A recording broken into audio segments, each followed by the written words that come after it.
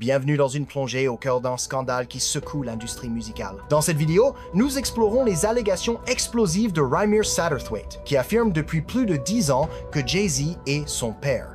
Mais ce n'est que le début. Ce qui commence comme une quête personnelle pour un test ADN révèle un réseau de silence, d'intimidation et de pouvoir impliquant Jay-Z, Diddy et un système qui, selon Rymir, protège les puissants à tout prix. Des menaces aux manipulations judiciaires, en passant par des secrets enfouis depuis des décennies, découvrez une histoire qui pourrait ébranler les fondations de l'empire du hip-hop. Je n'ai pas de casier judiciaire, je suis pas fou, rien de tout ça. Tout ce que je veux, c'est la vérité. Mais les tribunaux rendent ça tellement difficile. Jay-Z reste silencieux, et je ne veux pas le voir tomber pour quelque chose qui aurait pu être réglé simplement. Rymir Satterthwaite lutte depuis plus de 10 ans pour prouver son identité, mais sa quête de vérité a révélé quelque chose de bien plus sombre. Ce n'est plus seulement une question de test ADN. Selon lui, il s'agit d'intimidation, de manipulation et d'un réseau de silence orchestré par deux des hommes les plus puissants de l'industrie musicale. Rymir affirme que Jay-Z, qu'il pense être son père, a évité un test de paternité pendant des années. Mais ce qu'il a rencontré va bien au-delà.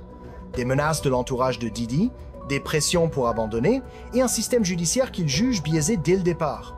Ce qui a commencé comme une bataille personnelle s'est transformé en un scandale impliquant une conspiration criminelle, avec Jay-Z et Diddy au cœur des accusations.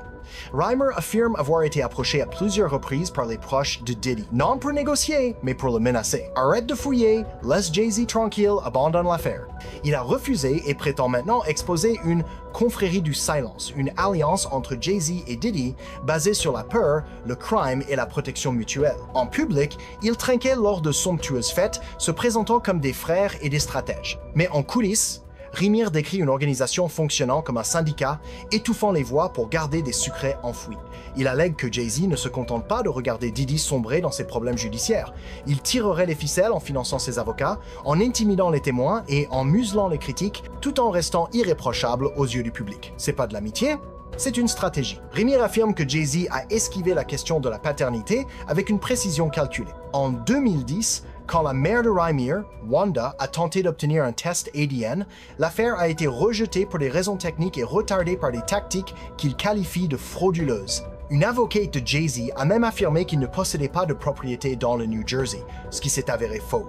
Ces manœuvres, selon Rymir, étaient intentionnelles pour bloquer l'accès à la vérité. Wanda, dans une déclaration sous serment, affirme qu'elle avait 6 ans lorsqu'elle est tombée enceinte de Jay-Z en 1992, ce qui jette une lumière inquiétante sur toute cette histoire. Si un test ADN confirmait ces allégations, cela pourrait impliquer Jay-Z dans des actes bien plus graves. Jay-Z et Diddy ont une longue histoire commune, marquée par des collaborations, des soirées, des scandales judiciaires et des accusations graves. En 2000, ils auraient été impliqués dans un incident lors d'une after-party, où des actes troublants impliquant une mineure sont allégués. Les détails sont choquants, et bien que Jay-Z nie tout, Diddy reste étrangement silencieux. Rymir affirme que Jay-Z fait tout pour maintenir ce silence. Les deux hommes ont traversé des controverses ensemble, du tristement célèbre incident de 1999 dans une boîte de nuit à l'altercation présumée de Jay-Z avec le producteur Lance Rivera. Selon Rymir, ils opèrent comme des parrains, protégeant leur réputation par l'intimidation et le silence.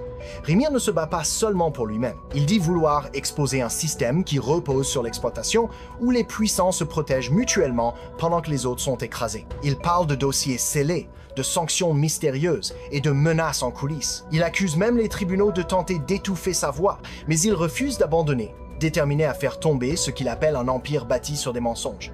Les accusations vont au-delà de son cas personnel.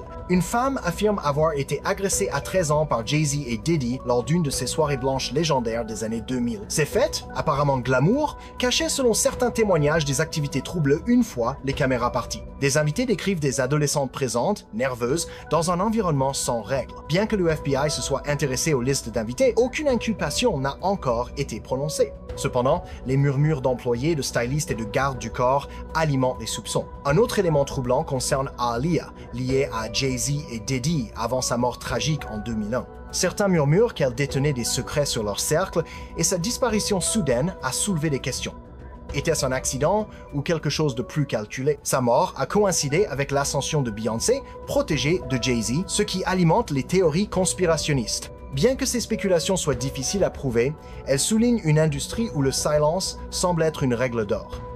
Rimir affirme que cette confrérie du silence est toujours active. Il parle d'un réseau de pouvoir qui s'étend des conseils d'administration aux arrière-salles, soutenu par des avocats, des managers et des faveurs. Des témoins se rétractent, des carrières s'effondrent, et certains disparaissent du récit. Les accusations contre Jay-Z et Diddy, si elles sont prouvées, pourraient ébranler non seulement leurs empires, mais toute une industrie. Rimir ne demande pas seulement un test ADN.